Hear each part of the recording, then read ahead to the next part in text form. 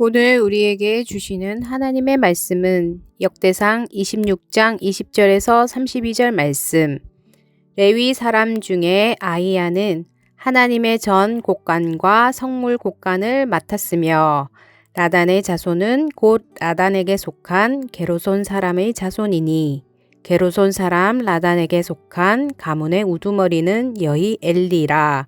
여희 엘리의 아들들은 스담과 그의 아우 요엘이니 여호와의 성전 곡간을 맡았고 아므람 자손과 이스할 자손과 헤브론 자손과 우시엘 자손 중에 모세의 아들 게르솜의 자손 스브엘은 곡간을 맡았고 그의 형제 곧 엘리에셀에게서 난 자는 그의 아들 르하랴와 그의 아들 여사야와 그의 아들 요람과 그의 아들 시그리와 그의 아들 슬로못이라.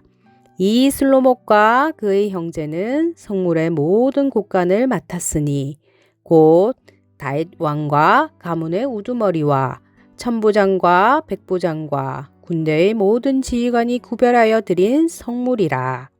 그들이 싸울 때에 노력하여 얻은 물건 중에서 구별하여 드려 여호와의 성전을 개수한 일과 성견자 사무엘과 기스의 아들 사울과 넬의 아들 아브넬과 수리야의 아들 요압이 무엇이든지 구별하여 드린 성물은 다 슬로못과 그의 형제의 주의를 받았더라.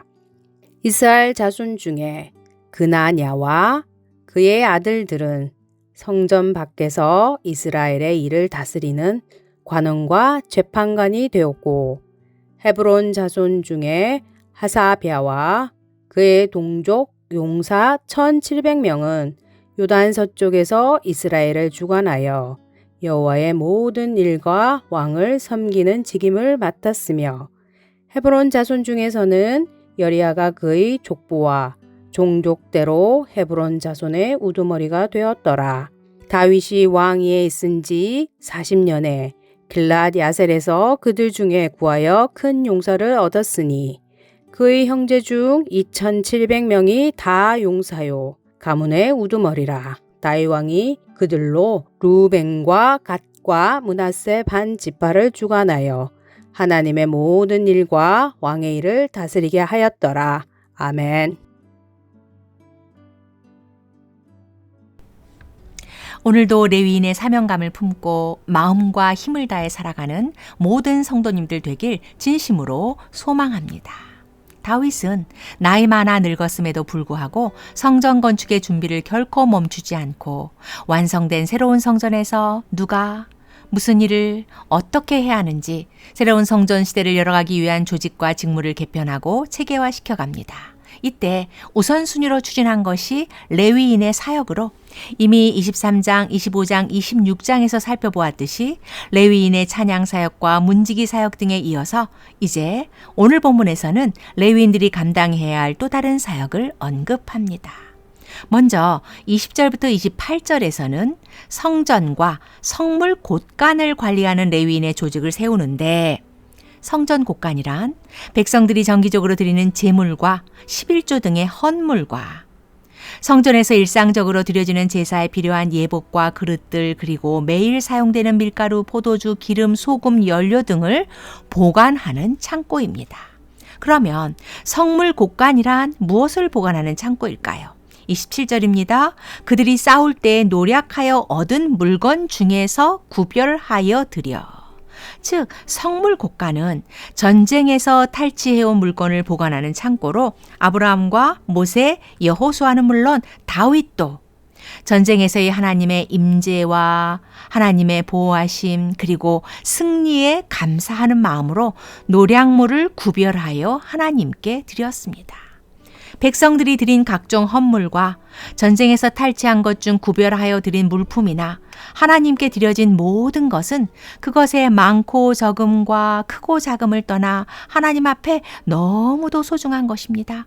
그래서 이렇게 하나님께 드려진 소중한 헌금과 헌물 등을 어떻게 관리하고 어디에 사용하느냐 하는 것은 더욱 더 중요하기에 다윗은 그 일을 담당할 레위인의 조직과 직무를 세워가는 것입니다.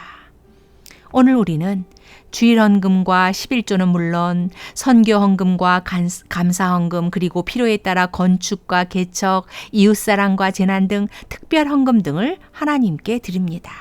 그리고 하나님 앞에 헌금을 드릴 때 하나님만이 내 삶의 주인이시고 나는 하나님의 청직이라는 고백을 갖고 과부가 2렙돈을 드리는 심정으로 헌금을 드리고 있습니다. 이렇게 마음과 뜻을 다해 하나님께 드려진 헌금이기에 그 귀한 헌금을 하나님이 보시기에 바르게 관리하고 하나님의 뜻을 따라 바르게 사용하는 것이 절대적으로 중요합니다. 우리 교회는 하나님께 드려진 소중한 헌금을 어떻게 관리하고 어떻게 사용하고 있는지, 하나님 보시기에 바르게 관리하고 하나님의 뜻을 따라 합당하게 사용하고 있습니까? 그러기 위해서는 당회를 중심으로 재직회와 사역위원회에 속한 모든 부서들의 역할과 협조가 있어야 하고 성도 한 사람 한 사람의 섬김이 반드시 뒤따라야 합니다. 오래전 일이지만 생각만 해도 늘 미소 짓게 되는 집사님 한 분을 소개합니다.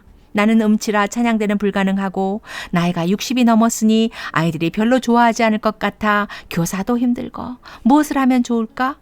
고민하며 기도하던 집사님에게 아이디어가 떠올랐습니다. 주일마다 예배당과 교육관 등 교회 이곳저곳을 다니면서 모임은 끝났는데 불이 그대로 켜져 있는 곳에 불을 끄는 일을 하기 시작했습니다. 하나님께 드려진 소중한 헌금을 한 푼이라도 낭비하지 않으려는 이 작은 행동이 아마도 하나님이 기뻐하시는 헌금 관리에 아주 귀한 예가 아닐까 여겨집니다. 이제 레위인에게 주어진 마지막 사역으로 29절에서 32절에서는 관원과 재판관에 대해 언급합니다. 이들은 나라의 살림을 꾸려가는 행정적인 일과 법적인 일들을 담당하는 자들로 우상 숭배를 금지하고 상속과 관련된 분쟁을 재판하고 시장에서 거래되는 음식들이 율법의 기준에 맞는지 확인하는 일 등을 합니다. 레위인인데 이런 일까지 한다고? 레위인은 성전 안에서 성전 예배에 관련된 종교적인 일만 하는 것이 아니라 성전 밖에서 이루어지는 세상적인 일까지도 감당해야 함을 말씀합니다.